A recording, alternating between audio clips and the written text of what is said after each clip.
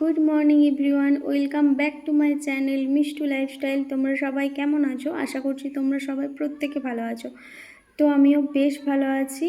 তো যেহেতু সামনে পুজো, প্রায় 1.5 মাস বাড়ি যাইনি, তো আজকে বাড়ি যাব মানে অনেক কাজ, বুঝতেই তো পারছো, সব কিছু গুছিয়ে রেখে যেতে হয়। তো দেখো, পুজো সামনে, পুজো আর এখানে একা একা ভালোও লাগে না থাকতে। সেখানে নিজের বাড়ি, শ্বশুর বাড়ি, তো সবার সঙ্গে মজা করব। আবার জানো তো, আমার শ্বশুর বাড়ির সামনেই পুজো, তোমাদেরকে শেয়ার করব। আর আজকের ভ্লগ ভিডিও তোমরা দেখতে থাকো, আশা করছি তোমাদের অনেক ভালো লাগবে। তো চলো, আজকে সারাদিন কি করছি না করছি তোমাদের সাথে শেয়ার করব। তো চলো দেখতে থাকো। তো দেখো, যেহেতু বাড়িতে থাকবো না, তো অনেক দিন ধরে ভাবছি ফ্রিজটা পরিষ্কার করবো। ফ্রিজটা খুব নোংরা হয়েছিল, তো ফ্রিজটাকে পরিষ্কার করছিলাম আর কি। তো ওইগুলো সব খুলে নিয়েছিলাম। খুলে নিয়ে দেখো, এক পাশে ভাত বসিয়ে দিয়েছি, এক পাশে এই পাশে চিকেনটা হচ্ছে। তো ওইগুলো তো খুললাম, ফ্রিজের ওগুলোকে কী বলে জানি না, ওগুলো খুললাম। খুলে দেখো, এগুলো একটা একটা করে সব পরিষ্কার করব। ফ্রিজ পরিষ্কার করতে এত কষ্ট লাগে যে কি বলবো। দেখো, খুব বৃষ্টি হচ্ছে, বিদ্যুৎ চমকাচ্ছে। এখন প্রায় 3:30 বাজে, এখনও আসেনি। কী বা করবে, পুরোই ভিজে গেছে।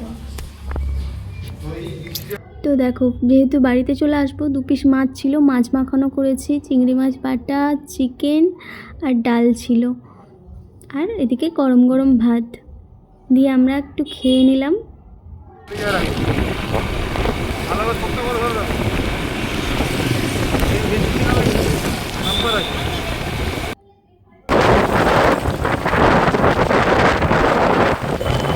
দেখো, তারপর মায়ের বাড়িতে এসেছিলাম মাকে জামা কাপড়গুলো দিতে, পুজোতে যে কেনাকাটিগুলো করেছিলাম। তারপর মা এগুলো বানিয়ে রেখেছিলাম, খেয়ে এলাম। তারপরে একটু শ্বশুরবাড়ি এলাম। শ্বশুরবাড়িতে এসে তারপর সব জামা কাপড়গুলো দেখাচ্ছিলাম, মায়েদেরকে সব দেখাচ্ছিলাম। তারপর সব ঘেঁটে গেলে তারপর মা সব একটা একটা করে গুছিয়ে দিচ্ছে, শাড়ি টাড়ি সব গুছিয়ে দিচ্ছে। আর হ্যাঁ, তোমাদেরকে না কী কী শাড়ি কিনলাম আর একদিন দেখাবো। তো দেখো, ফাইনালি এলাম, নিজের রুমে এলাম। আজ প্রায় 1.5 মাস পর বাড়ি আসছি। তো দেখো,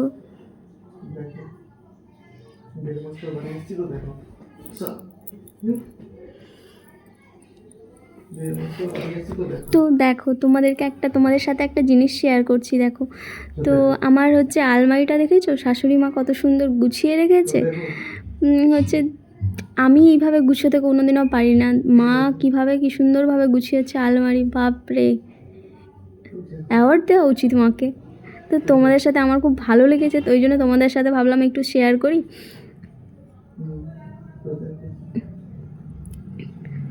তারপরে যেহেতু অনেকটা গাড়িতে করে এসেছি, বাইকে এসেছি, তো না ক্লান্ত হয়ে গেছি, অনেকক্ষণ বসেছিলাম, তো ওই জন্য একটু রেস্ট করে নিলাম। তারপরে তোমাদের বলেছিলাম আমাদের বাড়ির সামনেই পুজো হচ্ছে। তো দেখো, সামনেই পুজো হচ্ছে, এখন প্রায় 11:45 বাজে, তো ওরা এখনও কাজ করছে।